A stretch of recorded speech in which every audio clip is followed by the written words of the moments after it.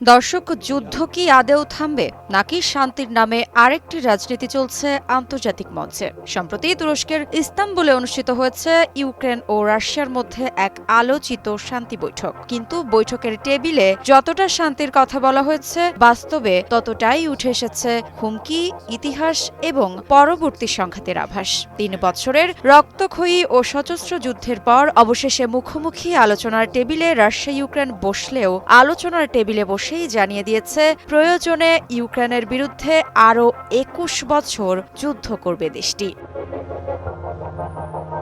British সংবাদ মাধ্যম the টেলিগ্রাফের এক প্রতিবেদনের মাধ্যমে জানা যায়, সম্প্রতি তুরস্কের ইস্তাম্বুলে অনুষ্ঠিত ইউক্রেন শান্তি আলোচনায় রুশ প্রতিনিধি দলের নেতৃত্বদানকারী ক্রেমলিনের সহযোগী ভ্লাদিমির মেদিনস্কি এমন মন্তব্য করেছেন। শান্তির বার্তার বদলে সেখানে স্পষ্টতই উঠে এসেছে যুদ্ধ চালিয়ে যাওয়ার অঙ্গীকার। ভ্লাদিমির মেদিনস্কি জানান, তারা যুদ্ধ চান না, তবে যত দিনই সময় লাগুক রাশিয়া প্রস্তুত রয়েছে। রাশিয়া ২১ বছর ধরে সুইডেনের সঙ্গে যুদ্ধ করেছে।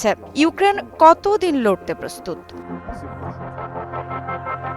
সংবাদ মাধ্যম দ্য টেলিগ্রাফ থেকে আরও জানা যায়, শান্তি আলোচনাটি প্রায় ৯০ মিনিট স্থায়ী হয়, কিন্তু ফলাফল শুধু একটি মাত্র চুক্তি, যুদ্ধবন্দী বিনিময়। এতে ১,০০০ সেনা বিনিময়ের সিদ্ধান্ত হয়েছে, কিন্তু বৃহত্তর শান্তির প্রশ্নে দুই পক্ষের অবস্থান রয়ে গেছে একেবারেই বিপরীত মেরুতে।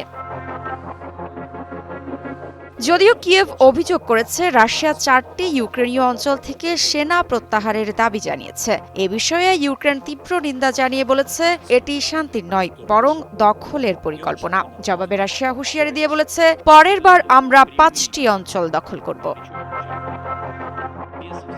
এই উত্তেজনার মাঝেই পুতিন সরাসরি আমন্ত্রণ জানান জেলেনস্কিকে ইস্তাম্বুলে মুখোমুখি আলোচনায় বসতে।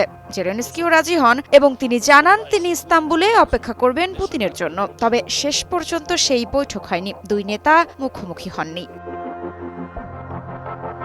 এই আলোচনার পটভূমিতে আকস্মিক আগ্রহ প্রকাশ করেছেন মার্কিন প্রেসিডেন্ট ডোনাল্ড ট্রাম্প। তিনি জানিয়েছেন আলোচনায় অংশ নিতে আগ্রহী, কিন্তু শেষ মুহূর্তে সিদ্ধান্ত বদলান তিনি। এরপরই বিস্ফোরক মন্তব্য, আমার সঙ্গে পুতিনের সরাসরি দেখা না হওয়া পর্যন্ত ইউক্রেনে যুদ্ধ বন্ধ হবে না।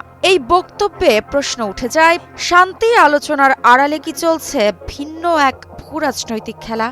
রাশিয়ার যুদ্ধ চালিয়ে যাওয়ার অঙ্গীকার, পুতিনের ঐতিহাসিক দৃষ্টিভঙ্গি, ইউক্রেনের অঞ্চল প্রশ্নে আপোষহীনতা এবং ট্রাম্পের হঠাৎ আবির্ভাব, সব মিলিয়ে যুদ্ধ বন্ধের নয় বরং আরও জটিল এক পরিস্থিতির দিকে এগিয়ে যাচ্ছে রাশিয়া ইউক্রেন সংকট। সব মশার বিরুদ্ধে সুরক্ষা দিতে এলো বসুন্ধরা এক্সট্রিম অ্যারোসল, মশার বিরুদ্ধে এক্সট্রিম সুরক্ষা। শান্তির শহর ইস্তাম্বুলে আলোচনা শুরু হলেও আলোচনার পরিসমাপ্তি হচ্ছে যুদ্ধের নতুন বার্তা দিয়ে। এখন প্রশ্ন, এই সংঘাত থামবে কার ইচ্ছায়? জেলেনস্কি, পুতিন নাকি ডোনাল্ড ট্রাম্প? মৃত্তিকা সিনহা বিশ্বাস, নিউজ 24।